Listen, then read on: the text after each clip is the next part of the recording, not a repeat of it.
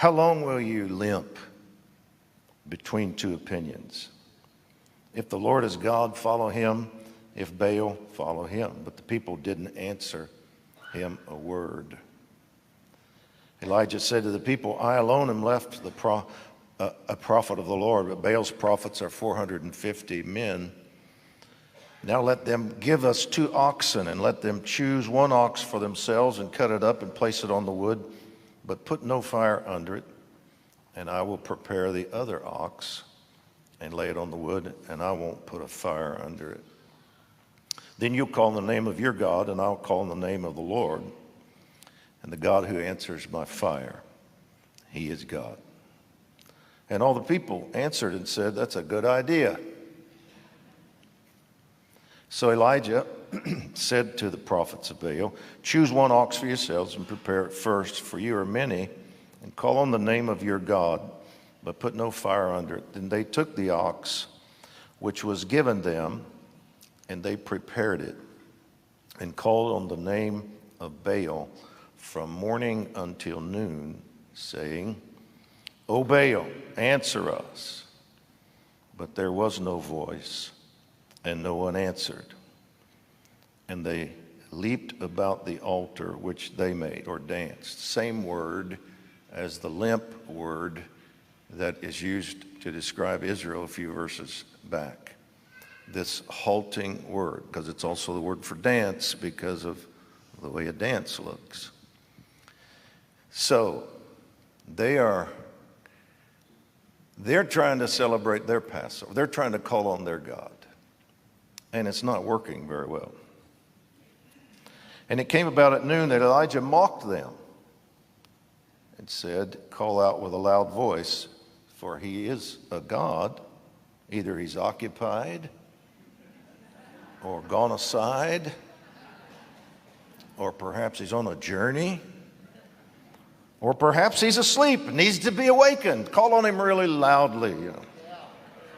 So they cried with a loud voice. They bought this, So they cried with a loud voice and cut themselves, shedding some blood here, bleeding for Baal, blood sacrifice, trying to conjure up these demons, the power of Baal.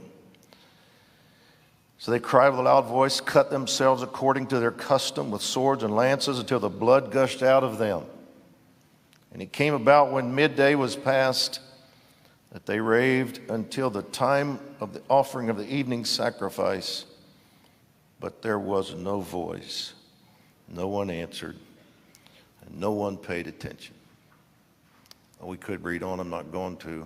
Elijah prayed in a few verses, and the fire fell, and Israel repented and said, the Lord, he is God. And breakthrough came, and the rains came. I want to say 3 things to you, and I'm going to try to do this before lunch. I'll be brief. The first thing that I've been saying this now for a month or 2 around the nation, and the prophetic stream is listening. Others, a little more challenging for them. But what I've been trying to urge people so that they will continue to pray is, do not judge what God is doing or going to do based on what you see in the natural realm. I mean, it's 450 to 1. But just everybody say with me, God is never outnumbered. There has never been a revival that I know of in history when it looked like revival was coming when revival broke out. I don't care how far back you go. The Hebrides, the Welsh revival, the First Great Awakening, the Second Great Awakening, Azusa, Cane Ridge, Red River Meeting House. If you study what was happening at the time when the revival began, or the revivals began, you'll always find the same thing. The nation is a mess. The church is often a mess. Always. And you never would have looked any of them that I know of, you would never have looked in the natural at the nation or the church or what was happening in government or schools or the culture. You would have never looked at it and said, oh my goodness, we're about to have revival. So you can't be distracted by what's happening around you. It's okay to watch the news, okay to stay informed. We have to stay informed. We have to engage and be a part of all of that. But you cannot take your position or set your faith on what God is going to do based on what you see around you. In the 60s and 70s, when the charismatic movement hit in America, a lot of you are too young to remember. It was much like today. Riots around the nation, young people protesting, rioting, burning buildings. Some of it got so bad, some of you wouldn't remember this. In one protest on a campus, 4 students were shot and killed. It was a horrible, horrible, horrible time in our history. It was during the Vietnam era, the Watergate era, the civil rights movement was gaining strength. And so all of these movements and all of this unrest was shaking things up tremendously. And you would never have looked at America in the 60s and said, we're about to have a mighty move of God. But it's important for us to know that God is moving behind the scenes. And in the invisible realm, there is much happening that you can't see, obviously, in the natural. And so you have to engage your spirit.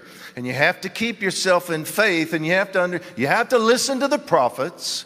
You have to listen to what God is saying to you. And you cannot base what you think God is doing on what you see around you. And frankly, right now, it doesn't look like we're about to enter into a great outpouring of Holy Spirit unless you have eyes to see and ears to hear spiritually. And we've already moved into the initial stages of it. And some people don't know it's coming yet. They're going to know it's coming very shortly. But Elijah has heard from God. That's why he could say a few verses later, I hear the sound of an abundant rain. Because in verse 1, he heard God say, go show yourself to Ahab because I'm about to send rain on the face of the earth. He had been listening to God, and so he was able to hear something in the Spirit. And if you listen right now, you will hear the sound of revival. You will hear the sound of awakening, outpouring. And I'm not just talking about America. I'm talking about the nations of the earth. This great revival and outpouring that we've been talking about for quite a while now has already been birthed, and nothing, listen to me, nothing's going to stop it. This is not going to be stopped. So the signs and wonders are coming, and the salvations are coming, and winds of revival are going to spread around this nation and around the nations of the earth. This is the season of your life that you're about to see nations transformed in a day.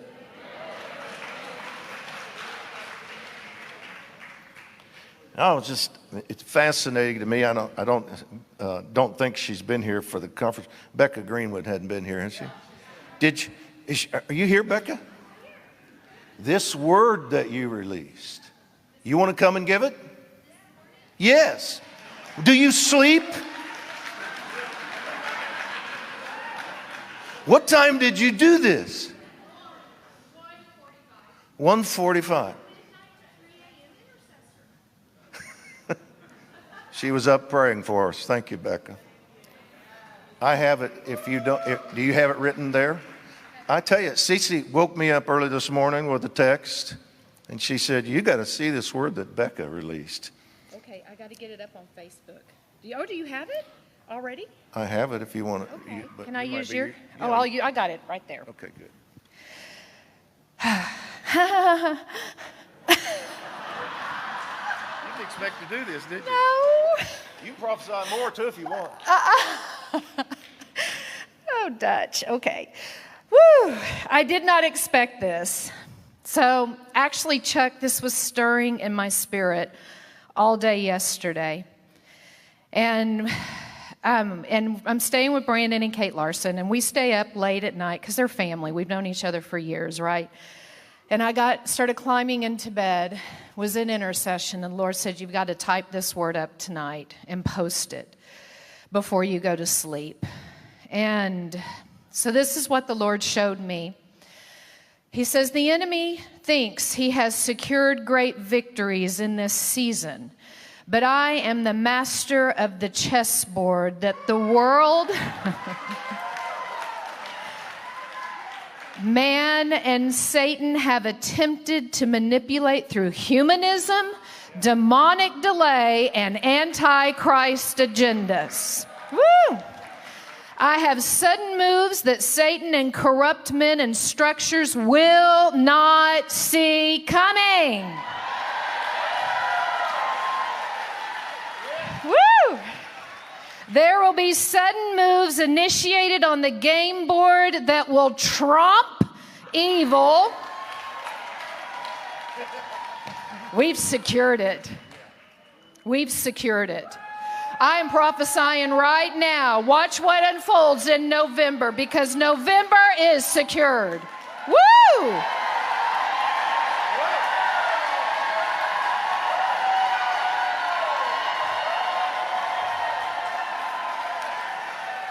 All right, let's start again. There will be sudden moves initiated on the game board that will trump evil and corruption and secure victory. Remember that while I hung on the cross, Satan thought he had won.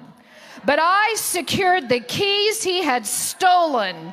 And in a surprise, not yet seen move, I rose from the grave and defeated death and hell.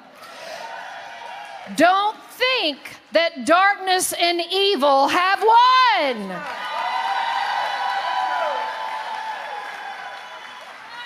Their defeat and destruction was secured on the cross and sealed by my resurrection life. There will be more suddenly surprise moves. I will initiate the final secure move of checkmate. Woo! On the game board, the enemy has set in motion among the peoples and nations. My ecclesia must rise above the roar of chaos and see, perceive, and discern from my victorious eternal throne room position and operate in the victory strategy. Oh, I loved this part. The world looks different from the sight of victorious redemption. Woo! That's awesome. I just love that phrase. I just love it. Oh, you want me to keep going? Yes. I then saw the U.S. in a vision, and the Lord spoke. Look for the next sudden and swift strategic maneuvers. They will come suddenly and swift, but with great effectual victory. Woo! I saw the sound of the intercession worship, strategic warfare decrees, prophetic proclamation, and decrees resounding out in the sound waves of the spiritual atmosphere. It penetrated and pierced through the canopy and shroud of darkness, evil, lies, and corruption. Woo!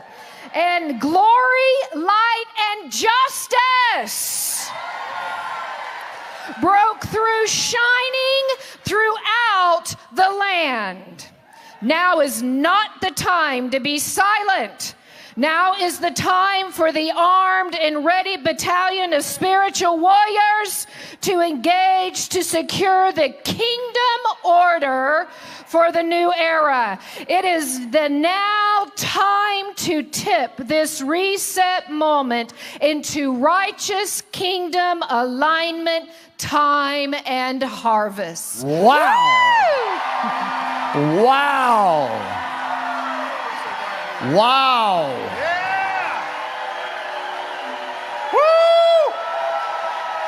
Wow.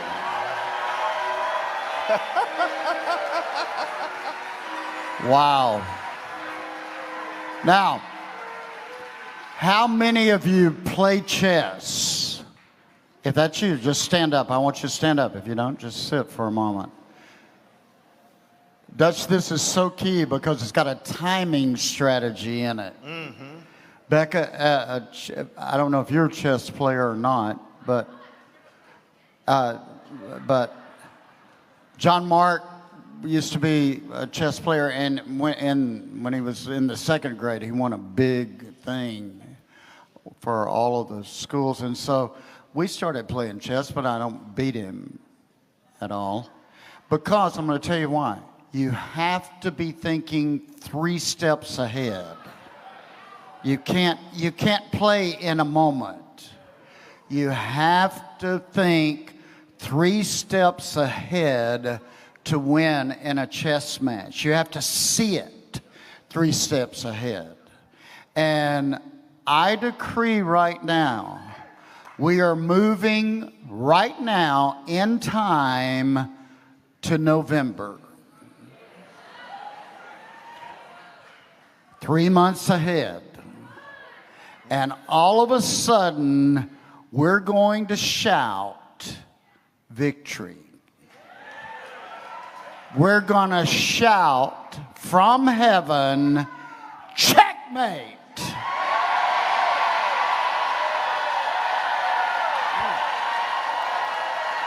Wow. Wow. You need to shout that. Let's do it right now. Just shout, checkmate.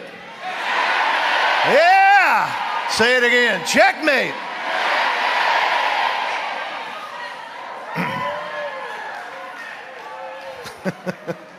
That's awesome.